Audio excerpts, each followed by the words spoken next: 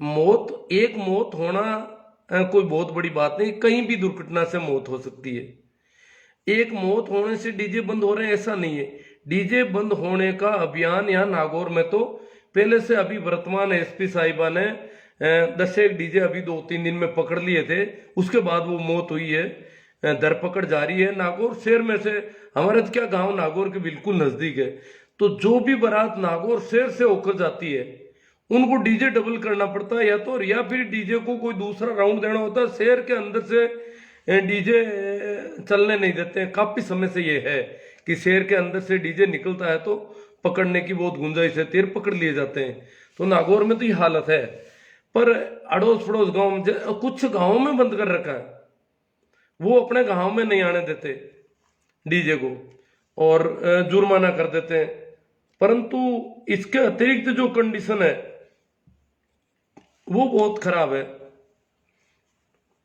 ईश्वर जी शरण कहते हैं 3 साल से नागौर में बंद है, नागौर सिटी में बंद है। परंतु बंद तो वैसे तो देखो, इसका एक नियम है, कानून है कि 45 डेसिबल से ज्यादा अगर कोई आवाज निकालता है कोई भी यंत्र तो वो गैर कानूनी है। और 45 डेसिबल की आवाज जो होती है, वो लाउड स्पीकर जो होते हैं ना, वो सामान्यतः 45 से ऊपर की आवाज निकालते हैं, इसलिए लाउड स्पीकर भी थोड़े धीमे होने चाहिए। और रात की 10 बजे से सुबह 6 बजे तक 45 डेसिबल से कम के लाउड स्पीकर भी अलाउ नहीं है। 45 डेसिबल के लाउड स्पीकर भी सिर्फ दिन में ही अलाउ है, रात में अलाउ नहीं है। अब जब कभी भी इनके संबंध में बात करते हैं तो लोग कहते हैं मस्जिद में बज रहे हैं, मस्जिद में दिन में 5 बार नमाज अदा कर रहे हैं, वो जोर से आवाज देते हैं। पहले भी उनके क्या आगे बिना, जब लाउड स्पीकर नहीं था तब भी कबीर साहब ने कहा ता चढ़ी मुल्ला बांग दे क्या बहरा हुआ खुदाई। कबीर साहब कहते हैं कि मुल्ला जो है मस्जिद के ऊपर चढ़ पर, ठेठ ऊपर चढ़कर और जोर से बांग देता है। जैसे बांग एक आवाज का नाम है, मुर्गे की बोली को बांग कहते हैं, तो मुर्गे की तरह जोर से चिंगाड़ता है। क्या खुदा बहरा हो गया है? क्या खुदा सुनता नहीं है, उसको सुना ही नहीं पड़ता है? वो तो धीमी से धीमी आवाज, एक भजन में कहते हैं चींटी के पद नेवर बाजे वो भी साहिब सुनता है। चींटी के जो पैर होते हैं, चींटी के पैर, उनके अंदर कोई नेवर बजता, कोई ध्वनि निकलती है। जब चींटी चलती है तो उसके जो ध्वनि, जो चलने की जो राग निकलती है, जो संगीत जनकृत होता है। तो एक वाणी में है कि चींटी के पग नेवर बाजे, चींटी के पैरों से जो नेवर बजता है, जो संगीत जनकृत होता है उसकी चाल से, वो भी साहिब को सुनाई देता है, वो भी परमात्मा सुनता है। तो फिर ये मुल्ला जो है क्यों ऊपर चढ़ करके और जोर से बांग देता है? क्या परमात्मा को बहरा समझ रखा है? तो इसका मतलब ये इनके पुराना रिवाज है। परंतु लाउड स्पीकर से अगर 45 डेसिबल से ज्यादा ध्वनि निकालता है, वो चाहे मस्जिद में होती हो, चाहे मंदिर में होती हो, चाहे गुरुद्वारे में होती हो, कहीं पर भी होती हो, वो गैर कानूनी है और उन पर कार्रवाई की जा सकती है, की जानी चाहिए। धर्म के नाम पर नहीं छोड़ा जाना चाहिए। शुरू में क्या है कि हमारे यहाँ पर गाँव में जब डीजे पर प्रतिबंध की बात उठी, कई गांवों से, यहाँ हमारे पड़ोस में इनाना गांव है, वो मशहूर है इस मामले में कि वो गांव वाले जब कुछ तय कर लेते हैं अपने नियम, तो फिर वो किसी की मानते नहीं और बहुत मजबूती से रखते हैं। उनके भी आफत आ गई, उन्होंने तय कर दिया कि डीजे, हमारी गांव की सीमाओं में डीजे नहीं बच सकता। तो नागौर और मुंडवा के बीच पड़ता है और इनाना की जमीन जो है बड़ी भारी ज्यादा पड़ती है। मुंडवा की जमीन भी कम है, नागौर की भी कम है, इंदाना की जमीन लंबी साइड में है। तो वहां से वो डीजे निकलना भी उन्होंने कह दिया बंद कर देंगे। फिर उन्होंने कहा निकलना तो चलो कोई निकलता है तो निकल जाए, पर बजेगा नहीं। हमारी कांकड़ में जहां तक हमारी सरहद है वहां पर कोई बजाएगा नहीं। फिर उनके भी दिक्कत हो गई, वो रामदेवरा वाले यात्री आ गए, कोई बुटाटी वाले आ गए, वो तो कहते हैं धार्मिक लोग हैं। अब धार्मिक लोगों को बंद करें कि नहीं करें? तो फिर शादी ब्याह वाले कहते हैं वो हम भी धार्मिक भजन बजा लेंगे। ये बड़ी अड़चन हो गई। फिर उन्होंने आखिर सारा ही बंद करना पड़ा, उनको नियम वापस बदलने पड़े कि चाहे धार्मिक हो चाहे अधार्मिक हो, डीजे नहीं बजने देंगे। और उन्होंने वो नहीं बजने देते। जहां कहीं भी, हमारे यहाँ से कल ही कोई बारात गई है, उसको जाना था जिस गांव में, बीच में एक इनाना की तरह ही गांव पड़ता है डेरू। वो कहते हैं कि हमारी जहां तक जमीन हमारी है वहां पर कोई डीजे नहीं बजा सकता, बजाएगा तो हम उससे जुर्माना ले लेते हैं। तो डीजे वाले सब जानते हैं, उन्होंने कहा भाई देखो हम वहां तो डीजे नहीं बजाएंगे। दूल्हे के पिता ने पहले कह दिया कि भाई 5 दिन शादी से पहले जितना बजाना बजा लो, शादी के दिन माफ करो और डीजे मत बजाना, जितना बजाना पहले बजा लो। पर वो तो आपको पता है दूल्हे वगैरह मानते नहीं है कोई भी, तो वो बजा डीजे। उस गांव की सीमाओं में डीजे वाले ने मना कर दिया, और जैसे ही अगले गांव में जहां जानी थी बारात, वहां पे कोई मौत हो गई। मौत हो गई तो उन्होंने मैसेज किया, समाचार किया कि हमारे गांव में मौत हो गई है और आप डीजे मत बजाना। हाथ जोड़कर वो लोग आ गए कि डीजे मत बजाना, हमारे गांव में मौत हो गई है। तो वो हाथ जोड़ा के आया, तो यहां से डीजे बंद किया, दूसरे रास्ते से होकर के दूसरी गली में शुरू कर दिया उन्होंने। इधर उधर उसको मचकाते हैं, ले जाते हैं उस गलियों में वो उस मौत को। मैंने कहा ये तो मार कर उसके ऊपर डीजे बजा सकते हैं किसी को, इनको मौत की कहां परवाह है। अब डीजे के नुकसान है, उन पे थोड़ी सी चर्चा कर लें, फिर अपन करेंगे। डीजे के फायदे भी हैं, नुकसान भी है। कुछ लोग कहते हैं फायदे, जैसे यूआर बेनीवाल साहब ने भी कहा कि इसके फायदे हैं, कुछ लोगों ने नुकसान तो बहुत ज्यादा लोग बता रहे हैं। फायदा देखो, एक तो म्यूजिक जो है, संगीत जो है आदमी को आनंद में ले जाता है। तो संगीत, आज तक जितने भी लोग आनंद में गए हैं उन्होंने संगीत का सहारा लिया है, चाहे वो कैसा भी हो। चाहे वो थाली बजाई है, तो जैसे शंकर डमरू बजाते हैं, मीरा घुंघरू बजाती है, वीणा बजाती है, करताल बजाती है, तो इसी प्रकार कृष्ण कन्हैया बांसुरी बजाते हैं। तो संगीत का महत्व करीब करीब सब लोगों ने समझा है और उसको काम में लिया है आनंद में जाने के लिए। तो संगीत का अपना आनंद है, मस्ती है, संगीत होना चाहिए, परंतु उसकी सीमाएं है। संगीत का मतलब इतना भारी कोलाहल जिससे दूसरों को अगर मैं आनंदित होता हूं और दूसरे को कोई दिक्कत नहीं है तब तो ठीक है। मेरे आनंद की वजह से अगर किसी का आनंद बाधित होता है और किसी को दुख में पीड़ा में डालता हूं मैं, तो वो मेरा आनंद 2 कौड़ी का है, क्योंकि मैं पूरी प्रकृति के लिए नुकसानदायक हो जाता हूं उसमें। तो डीजे का मतलब, म्यूजिक का मतलब है ऐसा म्यूजिक हो जो धीमा हो और हम दूसरे लोगों को लाभान्वित करना चाहते हैं, तो उन लोगों को, जैसे पक्षियों को सुनाना चाहते हैं आप म्यूजिक। कहते हैं कि रविशंकर के सितार वादन से कनाडा में वो सितार वादन कर रहे हैं, तो वहां गेहूं की पैदावार ज्यादा हो गई। तो म्यूजिक का प्रभाव पेड़ पौधों पर, पक्षियों पर, सभी पर पड़ता है। पर म्यूजिक अगर नुकसानदेह होता है, कुछ उसकी आवाज की अगर डेसिबल ज्यादा बढ़ जाती है, ध्वनि तेज हो जाती है, तो फिर वो नुकसान शुरू कर देता है। ये मोटा ध्यान रखने की बात है। तो म्यूजिक के जो फायदे हैं, तो इसका मतलब म्यूजिक अपने घर पे बजाया जाए, अपने घर पे डांस फ्लोर का म्यूजिक हो जाए और उसका आवाज थोड़ी लिमिट की हो।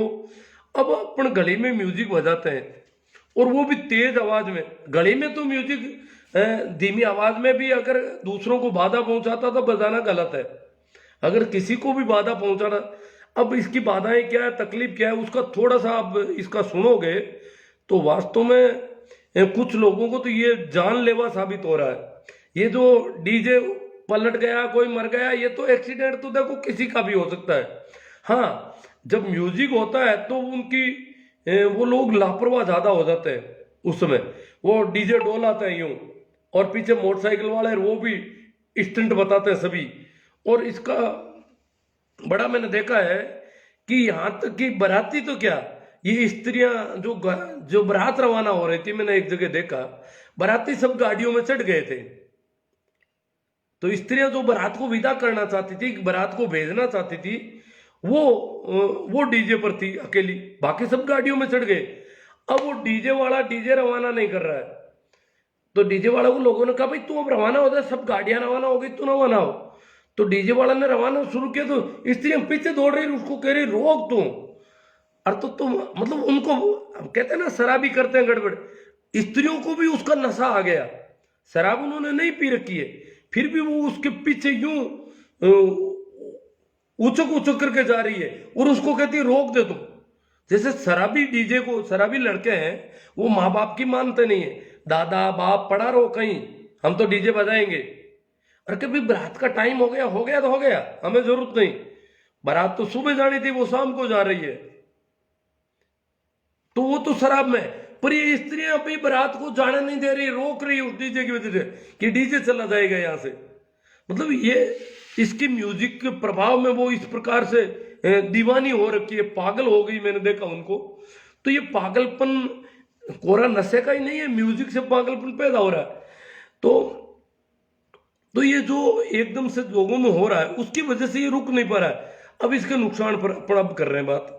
देखो कि जब ऐसी तेज आवाज है, मैं बताता हूं आपको कि अगर ये तेज आवाज एकदम से कहीं से निकलती है, तो मान लो कोई पेड़ है और उसमें जितने भी पक्षी होते हैं वो एकदम से हड़बड़ा कर उड़ते हैं और उनके वो ऊपर उड़ते हैं, उनके पंख नीचे खिलते हुए दिखाई देते हैं, कुछ अंडे भी करते दिखते हैं।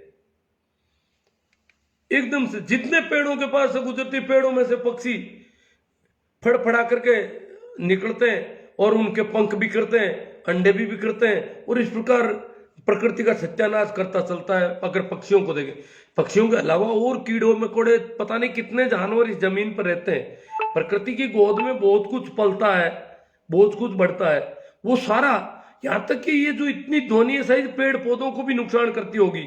फिर जानवरों का अगर देखें तो कई जानवर जो है गर्भ गिर जाता है, जानवरों का गर्भ गिरता है, इसका मतलब स्त्रियों के ऊपर भी विपरीत प्रभाव पड़ता है, गर्भ में जो बच्चा है उस पर भी विपरीत प्रभाव पड़ता है।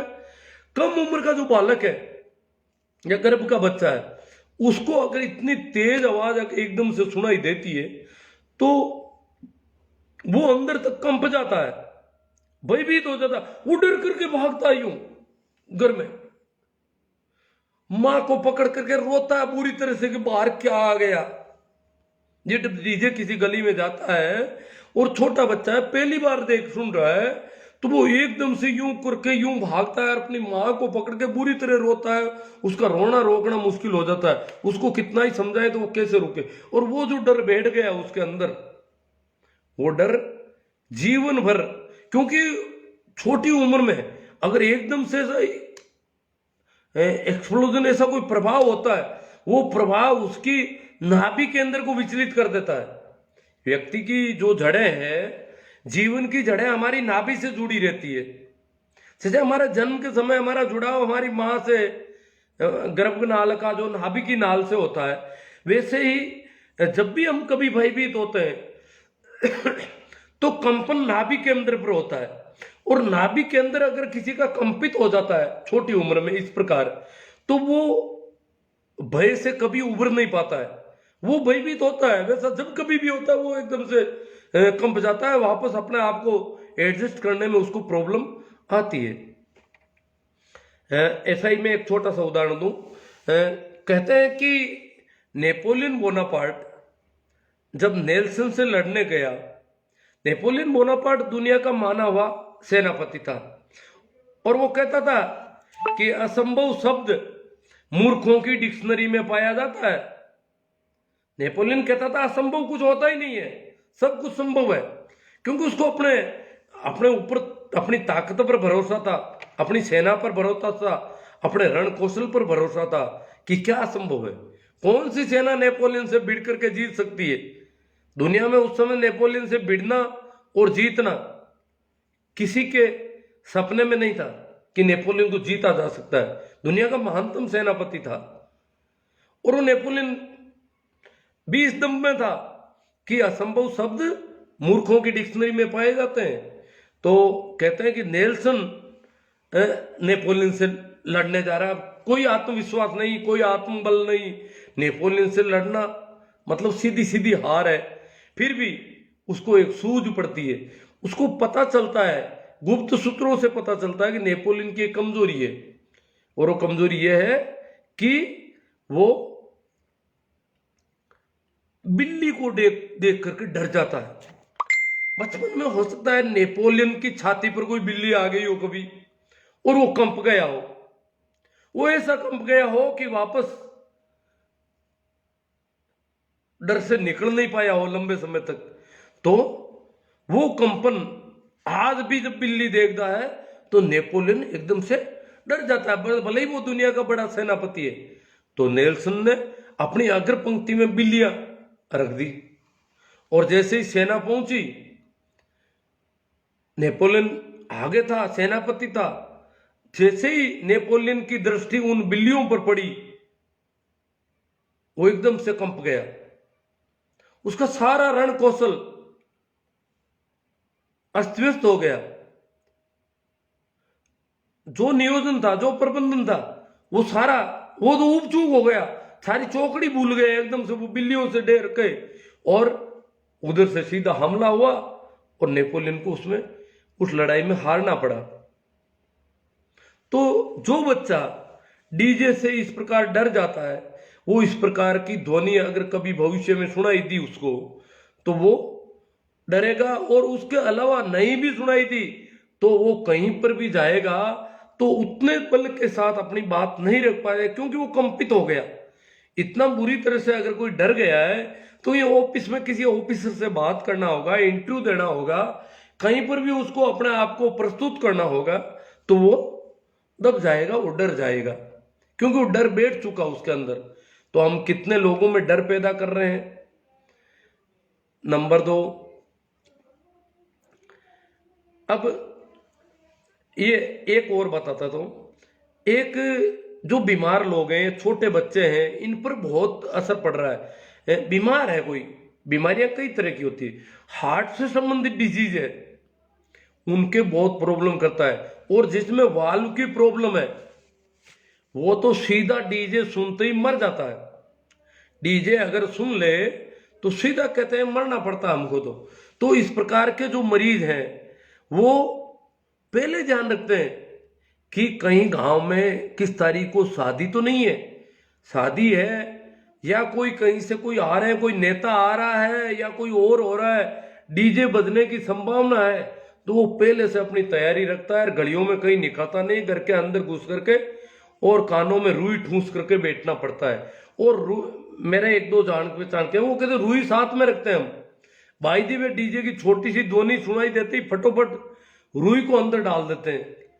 और डीजे अगर भाई जी वे उसी गली में आता है तो गली पलट करके कहीं जाके चुपचाप कानों को दबा के बैठना पड़ता है। डीजे को देखने से भी एकदम से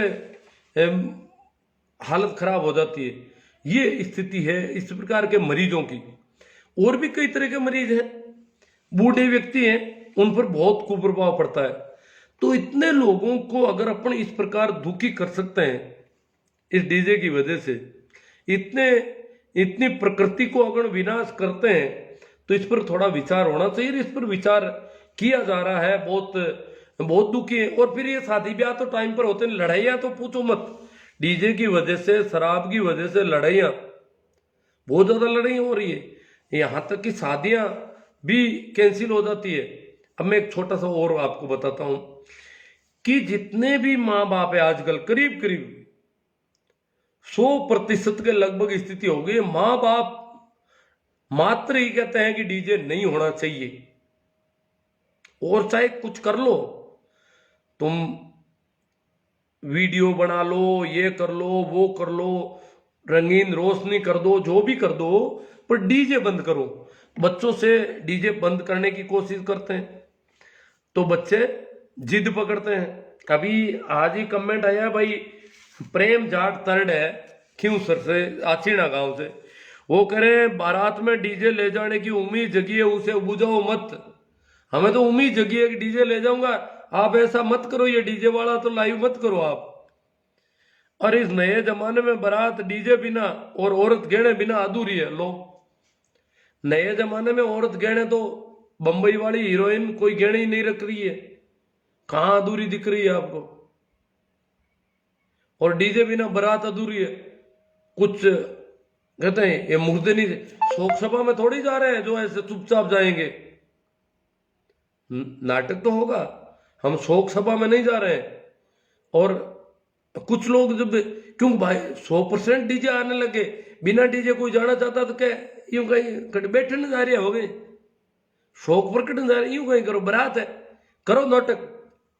मतलब ये इस प्रकार औरतें, और जब डीजे कुछ नाराज भी है और डीजे नहीं होता है तो इनकी कमजोरी भी आती है, कुछ समझ के बाहर है। तो अभी खियूसर के पास कांटिया गांव है, मुझे बताया, बहुत ताजा उदाहरण, कोई कुछ समय पहले का उदाहरण, तो बहुत शानदार उदाहरण है। ये विशेषकर हमारे इलाके में बहुत बड़ी बीमारी है। नागौर, खियूसर, मुंडवा, इधर जाइल, मेड़ता, नागौर जिले में, आधे जिले में कम बता रहे हैं लोग।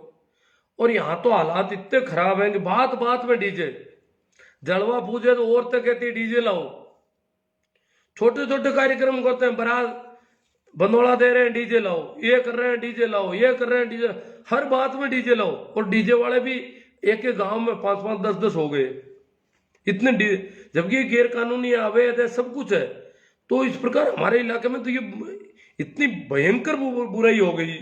और कुछ एक गांव है जो जिन्होंने रोक भी लगा दी, वो घुसने ही नहीं देते डीजे वालों, परंतु बाकी वाले गांवों में कई बार मीटिंगें होली, बूढ़े लोग कहते हैं डीजे बंद होना चाहिए, छोरे रूटपुट करने शुरू करते थे, मीटिंग को बिखेरने की कोशिश करते हैं आकर के। तो ऐसी एक कहानी है कांटिया गांव की।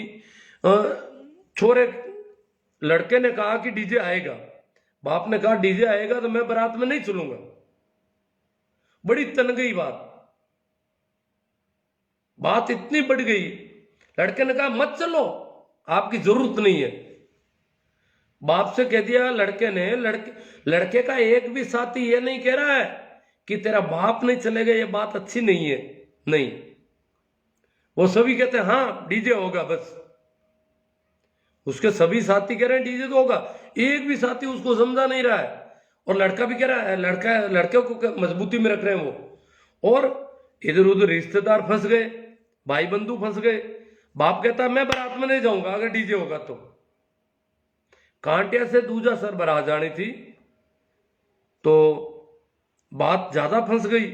तो कहते हैं कि लड़के के बाप को लोग समझाने लगे कि आप ऐसा मत करो, लड़के तो लड़के। नहीं साहब, आप मुझे समझा रहे हो, गलत बात पर समझा रहे हो। शादी हो जाएगी, आप लोग जाओ, मैं नहीं चलता।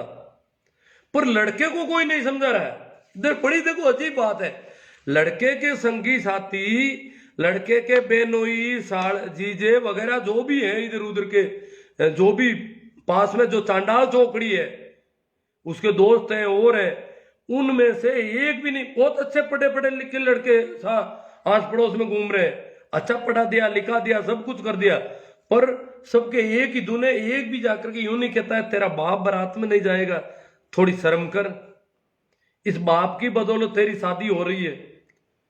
और यहां तक कि सगाई तो लड़कियों को देनी पड़ती है, सामने सौदे होते हैं ज्यादातर, पर फिर भी डीजे कहां बजाओगे? अगर तुम्हारी बहन नहीं होती तो तुम्हारी शादी कहां होती जो डीजे बजा रहे हो? इतना जितना नाटक बताओ, इतनी अकड़ दिखा रहे हो, इतना हो हल्ला मचा रहे हो, शादी तो तुम्हारी बहन की वजह से हुई है भैया। तुम्हें कौन पूछता था? तुम्हें कोई लड़की देने को राजी था क्या? लड़की तो सौदे में मिली है, पर वो भी नहीं सुनते। तो वहां कहते हैं कि ये मामला इतना बढ़ गया कि बारात रवानगी की टाइम हो गई। अब यही स्थिति हो गई, दुल्हा तो डीजे बज रहा है और खेल चल रहा है, और दुल्हे का बाप चलने को तैयार नहीं है। सारे रिश्तेदार उसको समझा रहे कि नहीं चलना पड़ेगा, आपको तो चलना पड़ेगा। क्यों चलना पड़ेगा? बात ज्यादा बढ़ गई, बारात बिना बाप के गई। यहां तक कहते हैं कि बारात जो है बिना बाप के गई।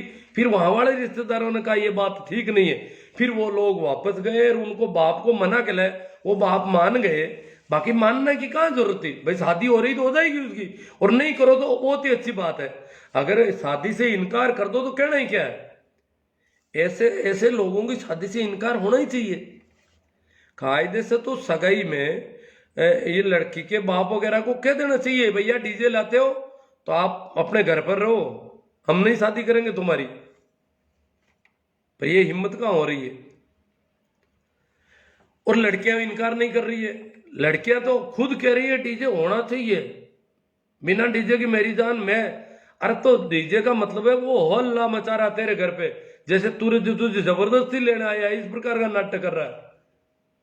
वो समझ नहीं पा रही उसको कि डीजे उसकी अकड़ का मामला है, डीजे उसकी विजय का उत्सव है, तेरी हार का तू अभी रोएगी रवाना होते वक्त, तेरे मातम पर वो डीजे बजा रहा है।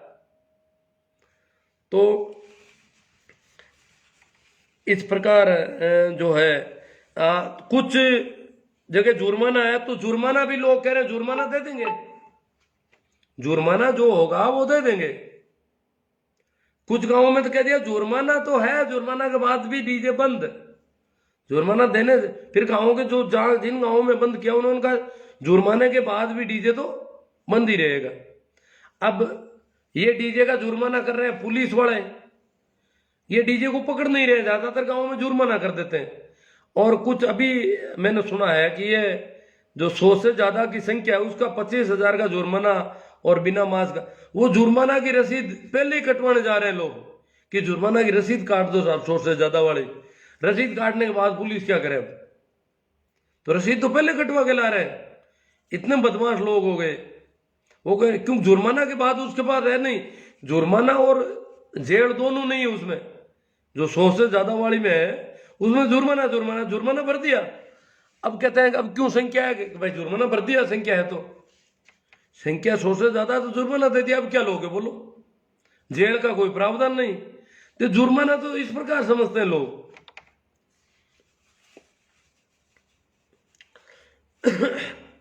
तो शायद इस पे तो चर्चा अपनी हो गई। अपन अब किसान आंदोलन पर भी कुछ चर्चा जरूरी है, उस पर भी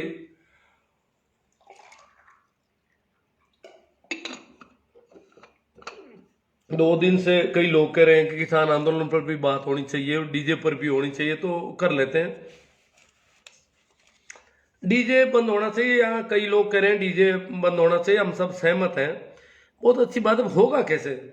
युवाओं की टोली बने गांव गांव में, है कोई युवा किसी भी गांव में जहां भी बंद हुए हैं? ये तो बुजुर्गों ने कर दिए, बाकी युवा तो कोई हाँ ही नहीं भरता। और ये हो जाए कि किसी गांव में 20 बच्चे, अभी हमारे गांव में मीटिंग हुई थी तो डीजे के मामले को पोस्टपोन करना पड़ा, युवाओं का दबाव पड़ गया एकदम से कि नहीं साहब डीजे वाला तो नहीं बैठेगा। डीजे में तो फट से नाराज हो गए वो। अब कुछ लोगों के खुद के डीजे हैं, कमाई का धंधा है, खर्चे का धंधा है। हाँ भाई, फ्लोर डांस का मैंने पक्ष लिया। फ्लोर डांस का मतलब ये नहीं है कि आप देखो डीजे और डांस फ्लोर में भी 100 डेसिबल से ज्यादा की ध्वनि होती है, तो डांस फ्लोर का मतलब ये नहीं है कि आप तेज ध्वनि से भी करो। अगर तेज ध्वनि है तो आपका व्यक्तिगत क्राइटेरिया जो घर का है उससे बाहर वो ध्वनि नहीं जानी चाहिए। मान लो किसी का बंद मैरिज गार्डन है या ऐसी जगह है कि वो एरिया जो है 20-30 मीटर के दायरे में, डांस फ्लोर क्या होता है सामान्यतः 20 मीटर के या 30-40 मीटर या 50 मीटर के दायरे में ही तेज आवाज करता है, उसके बाद उसकी आवाज ज्यादा नहीं सुनाई पड़ती है। इसलिए उस दायरे में किसी दूसरे की लोकेशन नहीं होनी चाहिए। डांस फ्लोर का मतलब ये है, जैसे आपकी ढाणी है, आपका अलग से आता है, तो उसमें डांस फ्लोर से अगर आपका म्यूजिक है तो उसको नहीं रोका जा सकता, और वो आपका अपना व्यक्तिगत मामला है। व्यक्तिगत आप डीजे के बराबर की आवाज भी, डीजे क्या है कि इसके पहिए लगे हुए हैं और ये गलियों में अचानक आ जाता, चाहे जहां वहां नहीं बैठेगा। निजी अगर किसी की जगह है और वो बिल्कुल दूसरों को बाधित नहीं करती है, पड़ोसियों की पशु पक्षी जो भी अड़ोस पड़ोस के उनको, क्योंकि आप निजी जगह पर बजाना शुरू करोगे तो वहां के पक्षी वहां से हट जाएंगे थोड़ा, और उसकी आवाज भी थोड़ी लिमिट की होनी चाहिए। तो उसमें अगर म्यूजिक, वैसे तो धीमे म्यूजिक में भी डांस अच्छे किए जा सकते हैं, तो डांस और म्यूजिक अलग चीज है, और ये जो हो हल्ला मचा रखा है वो बहुत गड़बड़ है, इसके बहुत ज्यादा नुकसान है, लड़ाई झगड़े हजार चीजें हैं। तो अपने थोड़ा इस पे कर लेते हैं। इस पे क्या बात थी? हाँ, ये जो अपना जो है किसान आंदोलन, वो अभी तक ऐसा है कि सरकार के कानों में जू रहेंगी ऐसा नहीं लग रहा है। सरकार अभी मस्त है अपने आप में, हाल में सरकार को काफी कॉन्फिडेंस है कि ये आंदोलन फेल होगा। सरकार के सहयोगी दलों की तरफ से चेतावनियां आ रही है और चारों ओर से हो रहा है, फिर भी सरकार को पूरा भरोसा है। आज तो दिल्ली की जो टैक्सी यूनियन है उसने भी चेतावनी दे दी कि हम हड़ताल कर देंगे, अगर किसानों से वार्ता नहीं की और समय पर समाधान नहीं किया तो हम हड़ताल करेंगे दिल्ली में किसानों के पक्ष में। तो किसानों के पक्ष में काफी कुछ है, फिर भी सरकार अभी भी इतने कॉन्फिडेंस में कि पता नहीं इसके पास कौन सा तुरुप का पत्ता चलेगी, ये कुछ और करना चाहती है। क्योंकि सरकार अपन जानते हैं शुरू से ही हजार तरह से कोशिश करती आई है। ये वही सरकार है जो कहती थी कि एमएसपी पर किसी भी प्रकार की आंच नहीं आएगी। किसानों की मांग ही एमएसपी है और वो कह रहे हैं कि एमएसपी पर कोई आंच नहीं आएगी। तो एमएसपी पर आंच नहीं आएगी तो आज बात हो रही है कि कमेटी गठित की जाएगी एमएसपी पे। जब एमएसपी पर कोई आंच ही नहीं आ रही तो कमेटी गठित करने का कैसे सवाल हुआ? ये दो ही बातें कहां से आ रही है? ये वही सरकार है जो कहती थी कि ये किसान नहीं कर रहे हैं आंदोलन, ये आड़तीय कर रहे हैं, आड़तियों का नुकसान हो रहा है। जो मंडी वाले आड़तीय हैं, दलाल हैं, बिचौलिए हैं, बिचौलियों को जरूर नुकसान हो रहा है। बिचौलिया समाप्त कर रहे हैं हम। सरकार कह रही है बिचौलिया किसान को नुकसान दे रहा था, इसलिए किसान को सीधा फायदा दे रहे हैं। और बिचौलिए जो है वो नाटक कर रहे हैं पंजाब में, और जहां कहीं भी हो रहा है वो बिचौलियों का है, बाकी किसानों का कहीं नहीं है। अब इनको पूछो, वो देख लो वो कौन आए हुए बेटे हैं, उनको आइडेंटिफाई कितने से उसमें। आजकल कह रहे हैं कुछ बोले किसान भी आ गए साथ में, पता नहीं कुछ बोले किसान है या सभी किसान है, क्या है मामला। और कितने किसान बोले हैं, कितने समझदार है, ये भी बड़ा टेढ़ा मामला है।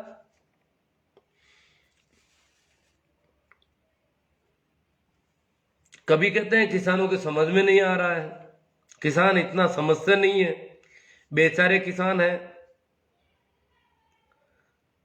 अब इस बात में तो बड़ा मजा अलग ही है कि जितने भी तथाकथित पढ़े लिखे लोग हैं, अपन को पता है ज्यादातर गोबर भक्त पढ़े लिखे होते हैं, क्योंकि हिंदू मुस्लिम वाली बीमारी उनके अंदर ही ज्यादा फंसती है। आम सामान्य आदमी को तो हिंदू मुस्लिम का पता ही नहीं रहता, ज्यादा साथ ही बैठे रहते हैं सारे, वो ज्यादा दिक्कत नहीं होती उसको। पर पढ़े लिखों को ये ज्यादा फंसा दिया गया, उनको ज्यादा खतरा भर दिया उनके दिमाग में। तो वो तथाकथित पढ़े लिखे ब्रिलियंट लोग कहलाते हुए वो कहते हैं किसान बोले इनको समझ में नहीं आ रहा, इनको समझ ज्यादा है। समस्या किसानों की है, किसानों को समझ में नहीं आ रहा, किसानों की भलाई कर रहे हैं। किसान भलाई चाहता नहीं और ये भलाई कर रहे हैं। जैसे कोई लड़का सगाई नहीं चाहता और ये कहते हैं सगाई करेंगे। कोई लड़का अपनी शादी नहीं करना चाहता, सगाई पसंद नहीं है उसको, कोई सी लड़की को सगाई पसंद नहीं है, कह रहे हम करेंगे, तेरी भलाई है, हम तेरी भलाई करके छोड़ेंगे। ये जबरदस्ती वाली भलाई कर रहे हैं आज। फिर इन्होंने कहा पंजाब के लोग कर रहे हैं। किसानों की समस्या नहीं है, ये पंजाब वालों की बीमारी है। किसान पूरे देश में, ये कृषि प्रधान देश है, सभी जगह किसान है, कोई पंजाब में अकेले में किसान है क्या? ये पंजाब वाले क्यों कर रहे हैं?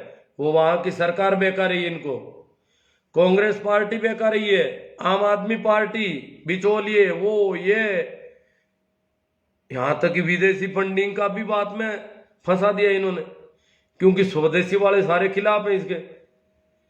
तो पंजाब में ही क्यों हो रहा है? इसलिए किसानों का अगर होता तो भैया, अंग्रेजों ने भी कहा था कि भगत सिंह पंजाब में ही क्यों, हमारा राज गड़बड़ नहीं है। अंग्रेज कहते थे हमारा राज सही है, जलियांवाला कांड पंजाब में ही क्यों? जलियांवाला बाग में पंजाब के लोग इकट्ठे होकर के मीटिंगें कर रहे हैं, सरकार के खिलाफ षड्यंत्र कर रहे हैं, पंजाबी लोग गड़बड़ है। बाकी पूरा देश राजी है अंग्रेजों से, हमारा राज उत्तम कोटि का है, हमारी सरकार अच्छी है, और इसलिए हमारी सरकार से, हमारे विकास से पूरा देश राजी है। ये पंजाब वाले गड़बड़ कर रहे हैं, यहाँ ये भगत सिंह गड़बड़ कर रहा है, या जलियांवाले बाग में इकट्ठे हो रहे हैं, तो इसलिए पंजाब को थोड़ा मारो पीटो दबाओ, ये पंजाबी गड़बड़ है। तो ठीक वही भाषा ये बोल रहे हैं कि पंजाब वाले गड़बड़ कर रहे हैं, किसानों की कोई समस्या नहीं है, बाकी सब किसान राजी है, ये पंजाबी है, इनकी खोपड़ी में कुछ बैठता नहीं है ठीक ढंग से, या इनको बहका दिया गया है। कभी कहते हैं इनका लीडरशिप नहीं है, ये तो झुंड है, भेड़े हैं, भीड़ आ रही है बिना मतलब की, इनकी लीडरशिप नहीं है, तो ये कैसे आ गए यहां तक? इतने महीने तक इन्होंने शांतिपूर्ण और व्यवस्थित आंदोलन कैसे कर लिया? फिर ये आपके अश्रु गैस के गोलों के बीच में से, पानी की बौछारों के बीच में से यहां तक क्यों आए? अगर इनको समस्या नहीं है, किसान कह रहे हैं कि हम ट्रैक्टरों से आ रहे हैं, ट्रैक्टर से आने का मतलब है बहुत महंगा साधन, हवाई जहाज के बराबर के, हवाई जहाज से भी ज्यादा खर्चा पड़ता है ट्रैक्टर से यात्रा करने में। ट्रैक्टर कोई यातायात का साधन नहीं है, ट्रैक्टर जमीन में खिंचाई करने का काम करता है, जमीन की गुड़ाई निराई प्लो करने का काम करता है, तो इसलिए ये धीमी चाल में चलने वाला साधन है। इसलिए यात्री अगर इस पे बैठ के जाता है तो डीजल तो उस अनुपात में खाता है, ये तो धीमे चलने वाला साधन है, तो डीजल बहुत ज्यादा खर्च हो रहा है। एक एक ट्रैक्टर में कह रहे हैं 15-15, 20-20 हजार का डीजल खर्च हो गया दिल्ली पहुंचने में, और सवारी किसी में 5, किसी में 7, तो कितना महंगा पड़ रहा है ट्रैक्टर का साधन, ये तो हवाई यातायात की तरह पड़ रहा है। तो मतलब इतना महंगा, इतनी पानी की बौछारें, इतना सब कुछ करके वो आना चाहते हैं, इसका मतलब वो सब समझ रहे हैं थोड़ा बहुत नुकसान होता तो भी रवाना करना बड़ा मुश्किल होता है, पर वो मन से आ रहे हैं, सभी तन मन और धन से आकर के बैठ गए, जम गए। अब हरियाणा वाले खड़े हो गए, हर घर से एक आदमी हरियाणा में तय हो रहा है, मीटिंगें हो रही है, यूपी वाले आ गए, एमपी वाले आ गए, राजस्थान, दिल्ली चारों ओर से गिर चुकी है, फिर भी अभी इनको भरोसा है कि हम इसको कुछ कर देंगे, कोई षड्यंत्र हमारा होगा।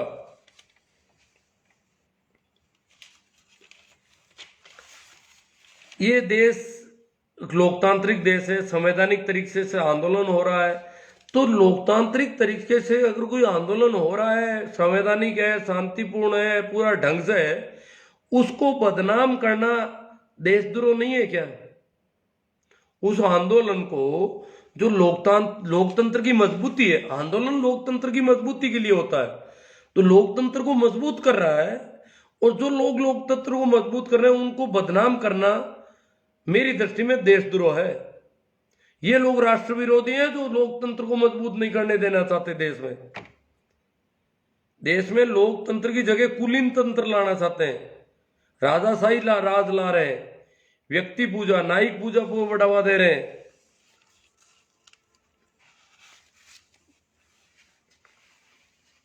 देश के कुछ संगठन हैं जो छोटी छोटी बात पर तिल का ताड़ बढ़ा देते हैं,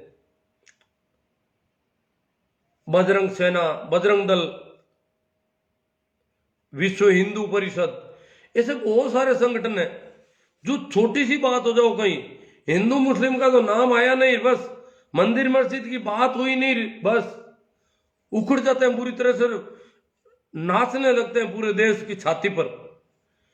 और जो इतना तिल का ताड़ बनाते थे, अभी इन दिनों अभी भी षड्यंत्रों में लगे हैं। ये नहीं कह रहे भाई किसान की सुनो, नहीं, किसान तो उनकी दृष्टि में कोई दूसरे मुल्क से आया हुआ जानवर है, विदेशी, एक तरह से विदेशी पंडित ही नहीं है, मतलब ये देश का आदमी नहीं है। तो जितने भी तथाकथित राष्ट्रवादी और देशभक्ति वाले लोग, जो स्वदेशी आंदोलन चलाने वाले लोग, किसान को स्वदेशी नहीं मानते, किसान भी विदेशी है। विदेशी फंडिंग का भी इल्जाम लगा रहे हैं। इसका मतलब किसान को न तो राष्ट्रवाद से जोड़ रहे हैं, न देशभक्ति से मान जोड़ रहे हैं, न देश से जोड़ रहे हैं। एक तरह से देश विरोधी आंदोलन डिक्लेयर करने की कोशिश की जा रही है। और हमारे जनाब मोदी जी, देखो किसान कहां पड़े, दिल्ली के चारों ओर पत्थर रख करके रोटियां बना रहे हैं, ईंधन समेट के ला रहे हैं, बड़ी जली रोटियां बैठे बैठे खा रहे हैं सड़कों के किनारे। पड़े हैं दिन भर, या मीटिंगें कर रहे हैं, रात के अंधेरों में पड़े हैं दुबके हुए, कहीं रोशनी नहीं, कहीं कोई प्रबंध नहीं। ऐसी स्थिति में वो पड़े हैं एक खानाबदोशों की तरह। जैसे खानाबदोश लोग होते हैं, इस प्रकार दिल्ली के चारों ओर पड़े हैं किसान। और साहेब वाराणसी में देव दिवाली मना रहे हैं। और ये गंगा के जहां तो ठिठुरन बहुत ज्यादा रहती है दिल्ली के आसपास इन दिनों, इस ठिठुरन में वो ठिठुर रहे हैं, और वहां वो लकटकिया कोट में यूं थिरक रहे हैं। रंगीनी गंगा के ऊपर जो रंगीनियां पैदा की, रंगीन रोशनियों में वो म्यूजिक, और बिल्कुल बेखबर कि वो लोग वहां क्या कर रहे होंगे, उनकी क्या कंडीशन है, बिल्कुल शिकन भी नहीं कहीं चेहरे पे। और वहां जाकर के देखो भले आदमी, वहां जाकर के उन गंगा के किनारे रहने वाले पुजारियों को समझा रहे हैं कि किसानों की भलाई का बिल लाए हम। तो भैया किसानों से भी बात कर लेते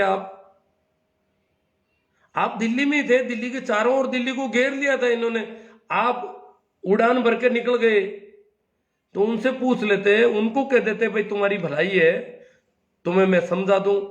वहां उनको क्या समझा रहे थे, वहां क्या डायलॉग कर रहे थे।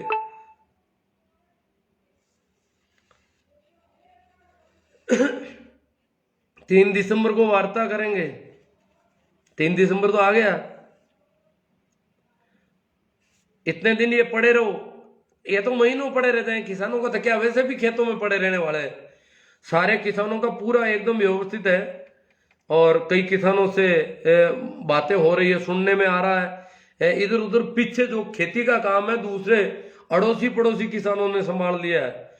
जो भी दिल्ली गए हैं उनके अड़ोसी पड़ोसी किसानों ने कह दिया कि आप निश्चिंत रहें, लड़ाई जीत कर आनी है। और दुश्मन जो कायदे से तो देश की सत्ता है, परंतु हमारे साथ अभी कुछ गलत व्यवहार कर रही है। और सर छोटू राम ने जो मंडी से चंगुल से निकाल के एमएसपी दिलवाई थी, तो छोटू राम ने कहा दुश्मन को पहचान ले, दुश्मन कौन है। तो पंजाब के लोगों ने सीधा मान लिया है कि कोई हमारा दुश्मन है जो हमारा हित नहीं चाहता, किसी और का हित चाहता है, इसलिए हमारे साथ ऐसा कुटाराघात कर रहा है। और उनको कह दिया सचेत रहना, डरना मत, हारना मत, लंबी लड़ाई लड़ लेना, परंतु बेकाबू में मत आना। आज इन्होंने कमेटी गठित करने की बात की, किसानों ने ठुकरा दी। किसान इतनी आसानी से कुछ इस बार बड़े समझ से काम ले रहे हैं, परंतु ये भी कम नहीं है।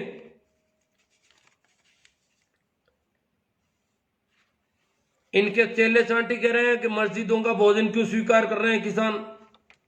मस्जिदों वालों ने भोजन दे दिया कई जगहों पर किसानों को। गुरुद्वारों का तो रिवाज है, हम जानते हैं, गुरुद्वारे वाले तो वैसे ही लंगर बढ़ते रहते हैं। तो भोजन, पंजाब का काम पेट भरना है लोगों का। पंजाब ने, इस देश का पेट पंजाब ने भरना सिखाया यहाँ के लोगों को। ये देश भूखा था, ये जो पेट के सड़ हैं वो सबसे पहले पंजाब ने भरा है पेट यहाँ के अनाज से। उससे पहले यहाँ पर कई बार भूखमरी आ गई, तो हरित क्रांति पंजाब की आई और उससे अन्न के भंडार बढ़ने शुरू हुए। उससे पहले अन्न के भंडार जैसी कोई चीज नहीं थी इस देश में। और पंजाब वाले रोज खाना देते रहते हैं लोगों को, लंगर बढ़ता रहता है पंजाब का। इनके गुरुद्वारों का सिस्टम है, जो भी आएगा खाएगा। बाकी जो मंदिरों में खाने पीने का कोई सिस्टम नहीं, हम जानते हैं। मस्जिदों में ऐसा मेरे हिसाब से शायद नहीं, दरगाहों में है, मस्जिदों में नहीं है। तो दरगाहों में जरूर भोजन बनते हैं, पर मस्जिद वालों ने उनको भोजन दे दिया हो, और उनको भोजन चाहिए था तो कोई भी देता तो स्वीकार कर लिया, तो क्या गड़बड़ हो गई। ये कह रहे हैं हिंदू मुस्लिम कर रहे हैं इसको कि मस्जिदों का भोजन स्वीकार कर रहे हैं, ये किसान नहीं हो सकते। किसान मस्जिदों का भोजन लेगा क्या। अरे तो किसान तो मस्जिदों में जाते भी हैं भैया, किसान तो नमाज भी अदा करते हैं, वो भी किसान है। पश्चिम उत्तर प्रदेश के आधे से ज्यादा किसान मुस्लिम है। और भी जगह जगह मुस्लिम किसान मिल जाएंगे, तो क्या वो मस्जिद का भोजन नहीं खाएंगे? हाँ, वेज नॉन वेज हो तो उसका ध्यान दिया जा सकता है, वो अलग चीज है। बाकी भोजन खाने में कहाँ ऐसे छुआछूत की कहाँ जरूरत पड़ गई? फिर मंदिर वाले भोजन किसी को देते नहीं कभी। वो कह रहे हैं मंदिरों में धन धान्य की कोई कमी आई है क्या? अरे भैया, कमी तो नहीं आई, पर मंदिर कभी किसी को खिलाता नहीं है। यहाँ आउटपुट है ही नहीं, इनपुट ही है सिर्फ। मंदिरों का मामला लेने का ये देने का धंधा ही नहीं है। पीला खाने पीने में सिर्फ वही पंचामृत देते हैं, पी लो। वो पंचगव्य जो गोबर गोमूत्र से बनता है, पंचगव्य 5 गाय की चीजें शामिल करते हैं उसमें, और जो पंचगव्य का जो पंचामृत होता है वो खिलाते हैं, जो भी आता है। अब ये गोबर खाने से कोई पेट भरता है क्या? गोबर या गोमूत्र पीने से? हाँ ठीक है, थोड़ा बहुत तो कोई बात नहीं भाई, धार्मिक होगा इसलिए लोग आचमन कर लेते हैं कि पंचगव्य पंचामृत है। वो कुछ लोग कहते हैं आपने आप धर्म को धर्म बदनाम नहीं कर रहा हूं। पंचगव्य पंचामृत 5 चीजों से बनता है: गोबर, गोमूत्र, दही, दूध और गाय का मक्खन। इन 5 चीजों से, गाय की बनी 5 चीजों से बनता है ये पंचगव्य। तो ये खिलाने पिलाने का रिवाज है यहाँ तो सिर्फ।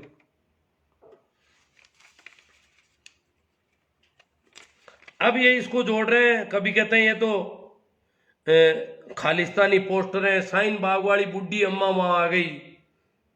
शाहीन बाग में एक फोटो दिखाते थे अम्मा का, बुढ़िया का, के देख लो ये अम्मा आ गई वहां पे भी।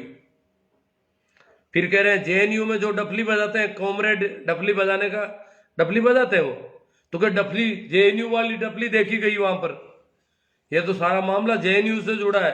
कभी कहते हैं शाहीन बाग का है, तो किसानों को, जैसे जेएनयू को हिंदू विरोधी या देश विरोधी घोषित कर दिया, शाहीन बाग को देश विरोधी कर दिया, अब किसानों को देश विरोधी करना। अब देश है किसका आखिर? ये किसान भी इस देश का नहीं, शाहीन बाग पर प्रदर्शन करने वाले इस देश के नहीं, जेएनयू के बच्चे।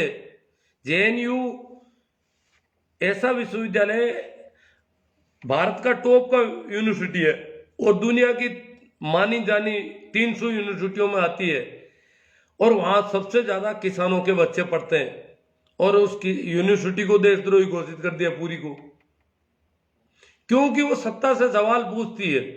जेएनयू इंदिरा गांधी से भी सवाल पूछती थी, आज तक सत्ता में जो भी रहा है उससे सवाल करने का काम है जेएनयू।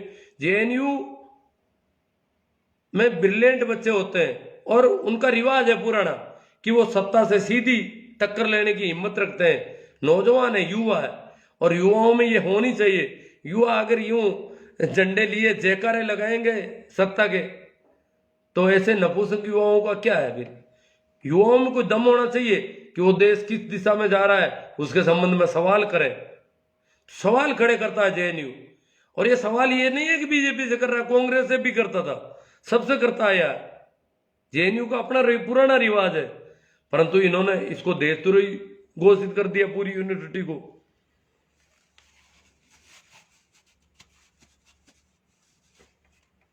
भाई UR बेनीवाल साहब ने एक बहुत अच्छी बात बताई। उन्होंने कहा कि भाखड़ा नांगल जो बांध जब बना था किसानों के लिए, वो एक बहुत बड़ी परियोजना थी। भारत की बहुउद्देशीय परियोजना है। बहुउद्देशीय मतलब उद्देश्य तो एक से अधिक उद्देश्य है उसके। तो भाखड़ा नांगल से ऐसे कई उद्देश्य थे, जैसे बिजली बनाना भी उसका एक उद्देश्य था, सिंचाई करना भी उसका एक उद्देश्य था, और भी ऐसे बहुउद्देशीय परियोजना है। तो किसानों से कहा गया कि आप इसका पानी मत लेना।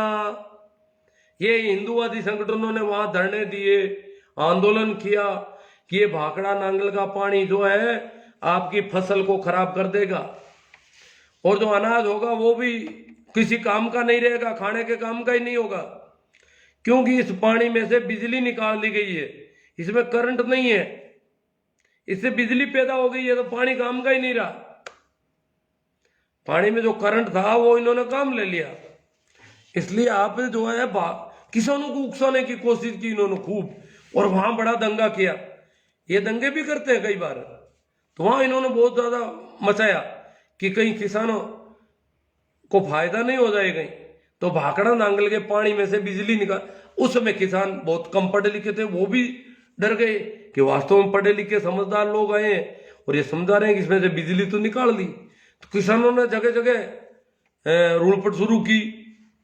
इनके बड़े बड़े महात्मा थे, वो भी भाषण दे रहे थे, जगह जगह प्रवचन दे रहे थे कि पानी में से बिजली निकाल रहे हैं, ये पानी न तो पीने का काम का है, न जानवरों का काम का है, न खेती के काम का है। और जनता कहती हो लो ये तो पानी खराब कर रही है सरकार। मतलब इस प्रकार का एक हवा छोड़ दिया, जैसे कभी आलू से सोना और सोने से आलू करते हैं, इसी प्रकार का खेल शुरू किया। और वो हवा इतनी फैल गई कि किसान पानी लेने को राजी नहीं। जबकि बिजली कैसे बनती है, जो भी थोड़े बहुत पढ़े लिखे हैं उनको पता है कि वो पानी जो ढलान में आना चाहता है, तो ढलान में जब पानी जाता है तो उसमें एक ताकत होती है, वेग होता है। और किसी भी चीज में अगर वेग है और उस वेग को अपन काम लेंगे तो ऊर्जा का रूप परिवर्तन होता है। ऊर्जा का रूप परिवर्तन हमने पढ़े हैं। ऊर्जा का रूप परिवर्तन ये बहुत पुराने जमाने से तराई के प्रदेश में, जो हिमालय की तराई के प्रदेश में, तो कहते हैं बहुत पुराने जमाने में आदमी इस समझ में पैदा हो गया कि वो बहते हुए नाले से गट्टी चला लेता था। पानी का छोटा नाला चल रहा है तो वहां पे गट्टी रख देता और गट्टी के लकड़ी के फट्टे बांध देता, 3-4 फट्टे। तो वो फट्टे जो है पानी की धारा में, फट्टा पानी की धारा में लग जाता। धारा में लगते ही फट्टे को वो धारा फेरती, तो वो फट्टे अटकते जाते और फिरते जाते और वो गट्टी पीसती जाती। तो जितना अनाज उरो पीसती रहे, क्योंकि धारा पूरी रात और दिन चलती है, तो पूरे गांव की पिसाई के लिए गट्टी रखते थे। और वो गांव या कबीले के लोग वो गट्टी जो है, पानी जो चल रहा है उसका वेग है, उस वेग की गति को काम लेते, फट्टे बांध करके वो गट्टी फिरती और उस चाकी से पीस लेते वो अनाज। ये तो बहुत पुराने जमाने से ऐसा रिवाज चल रहा है कि ऊर्जा को का रूप परिवर्तन। ऊर्जा एक धारा में, एक दिशा में चल रही है, इसको गोल गति में परिवर्तित कर दिया। जो सीधी दिशा की गति थी उसको गोल राउंड में कर दिया। तो ऐसा गोल राउंड करके और ऊर्जा को काम लिया। तो इसी प्रकार बिजली जो पैदा होनी है वो क्या हो रहा है, वो भी पानी आ रहा है, पानी के आगे टरबाइन लगाए, उसी गट्टी की तरह ही सिस्टम है सेम ही। पानी के आगे टरबाइन लगाओ तो भी बिजली पैदा होगी, पर वो छोटी मात्रा में होगी, उसमें ताकत, चलता पानी में ताकत कम होती है, या ज्यादा ताकत है तो थोड़ी महंगी पड़ती है।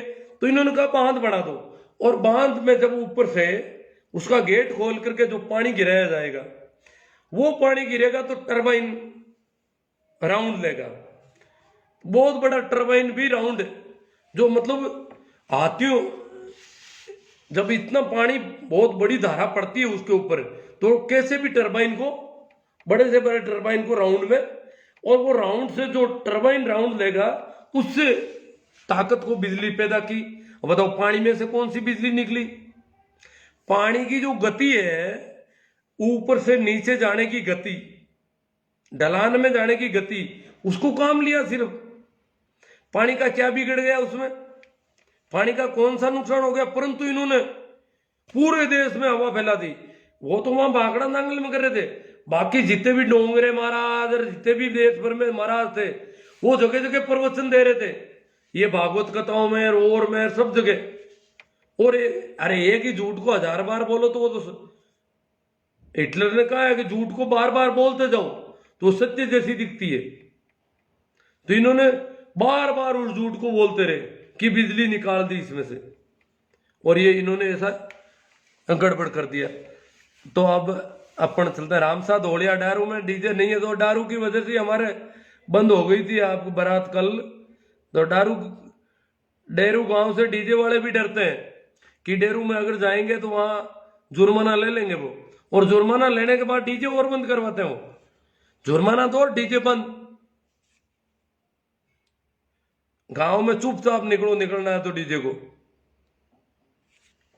सुभाष जी जलवाने, डीजे साउंड तो हमेशा हमेशा के लिए बंद ही कर देना चाहिए। बहुत बढ़िया बात है, डीजे साउंड बंद होना चाहिए, सही है। इसका मतलब सभी लोग इसके पक्ष में है।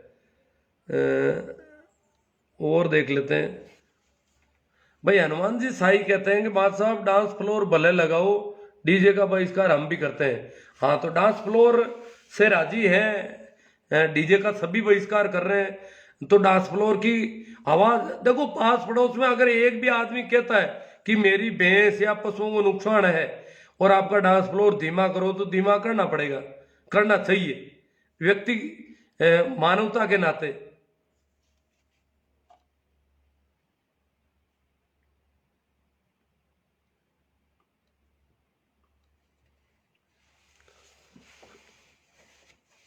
हाँ, मैं राम जी निर्मल कहते हैं जो डीजे बजाने के पक्षधर है वो इसका एक भी लाभ बता दो। हाँ, लाभ तो कुछ है ही नहीं, दिख ही नहीं रहा, कहीं लाभ तो दिख ही नहीं रहा है। डी बेरा राम जी भाकर कह रहे हैं डीजे सब तरीके से खतरनाक है।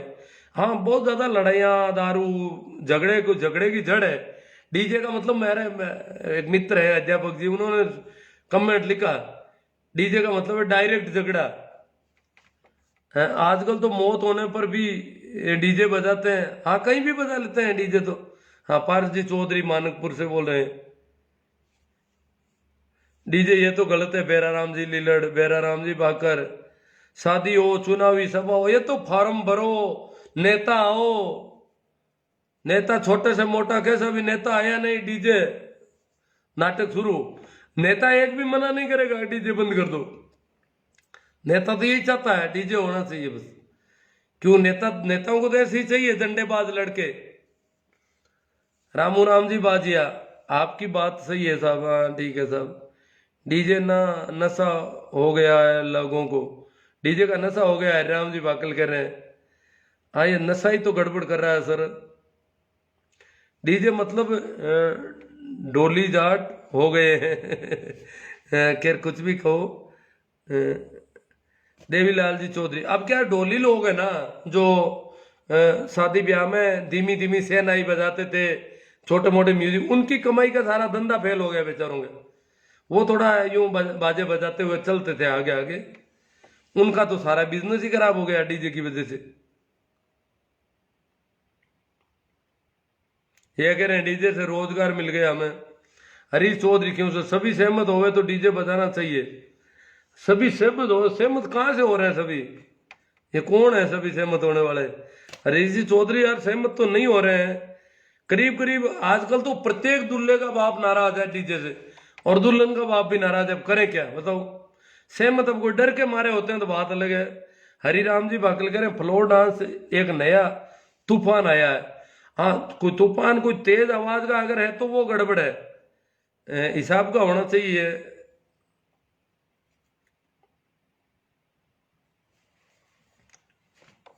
किसान आंदोलन पर मेघवंशी जी कह रहे हैं कर ली, थोड़ी बहुत जितनी करनी थी। भाई प्रेमाराम जी मेघवाल, बहुत अच्छी बात है गुरुजी, डीजे बंद होना चाहिए, मुझे तो इसमें बहुत ही चिढ़ है। अब चिढ़ तो काम नहीं आ रही है, कर क्या सकते हैं हम? ये देखो, अब तो ये बंद तो होना चाहिए। गांव गांव में मीटिंगें हो और कुछ इसमें बंद का प्रोग्राम बने तो बड़ा मुश्किल मामला है।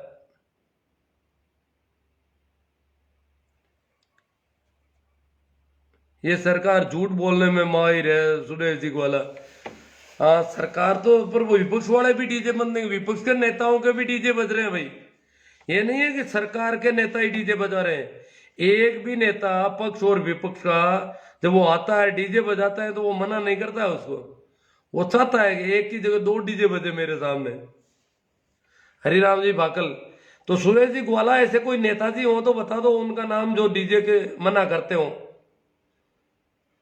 किसानों के समाधान मनोहर लाल शास्त्री के पास है, भेज दो। मनोहर लाल खट्टर की बात कर रहे हैं साहित्य हरिराम जी, खतरनाक आदमी है भाई खट्टर तो। कानून के बारे में बताओ गुरुजी। कानून, डीजे देखो ये नहीं बजाया जा सकता कानून। डीजे जो डीजे व्हीकल है, ये डीजे का न तो कोई रजिस्ट्रेशन है, किसी भी बिना रजिस्ट्रेशन का अगर कोई यान है, गाड़ी घोड़ा है, तो वो सड़क पर चल नहीं सकता। तो डीजे का न तो कोई रजिस्ट्रेशन है, न कोई आरटीओ डीटीओ से इसका कोई कुछ है, कोई अनुमति नहीं, पूरा पूरा ही गैर कानूनी है। तो इसको तो सीधा ही पकड़ के धरा जा सकता है अंदर। तो कानून के हिसाब से तो पूरा ही बंद है।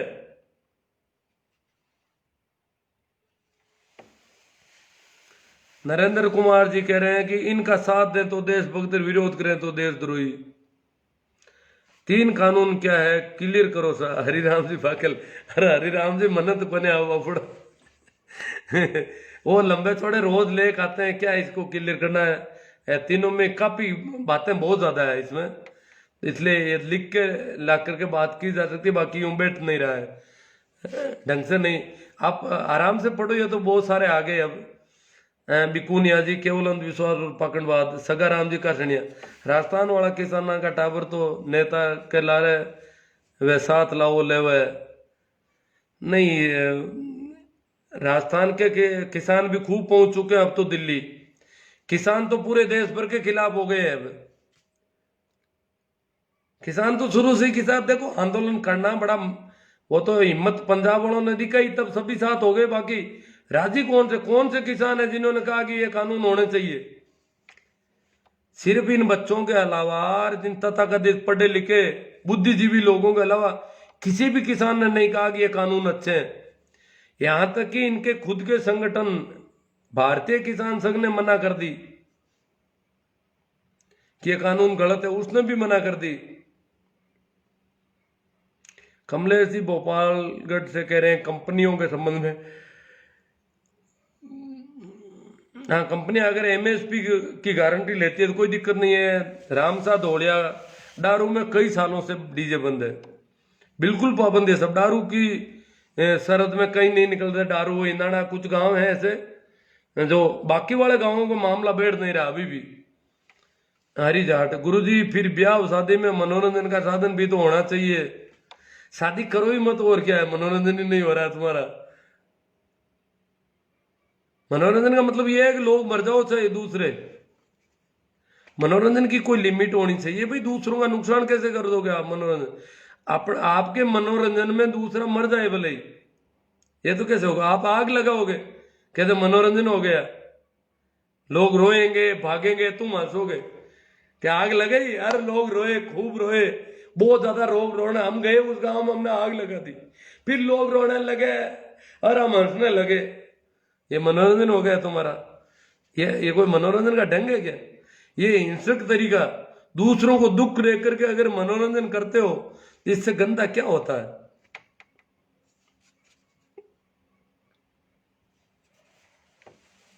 हाँ लड़ाई झगड़े खूब होते हैं साहब, दाइमा साहब, दुर्घटनाएं होती है, लड़ाई झगड़े होते हैं।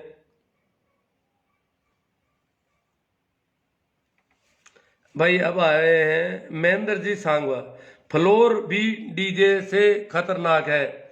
फ्लोर अगर डीजे से खतरनाक है तो वो भी बंद होना चाहिए। उसकी साउंड का भी देखना है, अगर साउंड धीमी है तो कोई बात नहीं, या वो डीजे गलियों में नाचता गाता है। फ्लोर अपनी अगर किसी की पर्सनल जगह पर है और अड़ोस पड़ोस को कोई दिक्कत नहीं है तो वो कोई दिक्कत वाली बात नहीं है।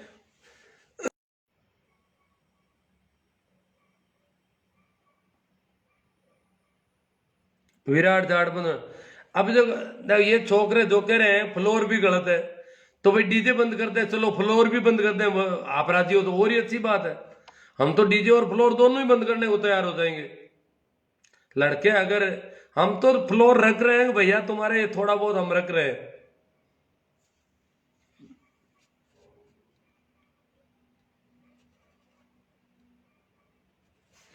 महेंद्र जी सांगवा कह रहे हैं भाई डीजे वालों का क्या होगा? तो हम क्या करें भाई डीजे वालों का? ये कोई धंधा है क्या?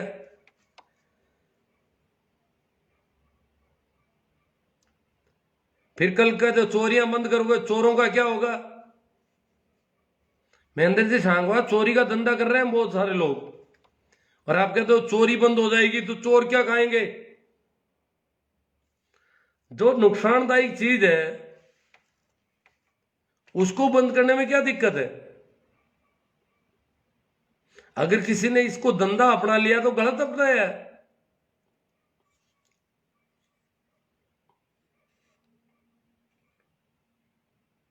लक्ष्मी नारायण जी बेरा, देश में नया कानून लेकर आओ कि मिडिल क्लास अपनी खुशी के लिए कुछ भी करे वह कानूनी तौर पर गलत होगा। किसान अपनी मेहनत का पैसा मांगता है वह गलत, और गरीब कोई त्योहार मनाता है वह गलत।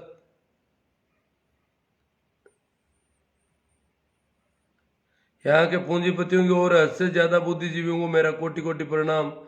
डीजे वालों के खिलाफ भी मृत्युबोध जैसी मुहिम चलानी चाहिए। अब तो मुहिम तो कैसी कैसी चल रही है। हाँ, कमेडिया से बीरबल जी, कमेडिया गांव में पिछले 8 सालों से डीजे बंद है, जिसकी शुरुआत मैंने की थी। बहुत अच्छी बात है बीरबल जी, कमेडिया में बंद है तो बहुत अच्छी बात है आपकी। सुरेश कुमार जी, फालतू का खर्च बंद होना चाहिए।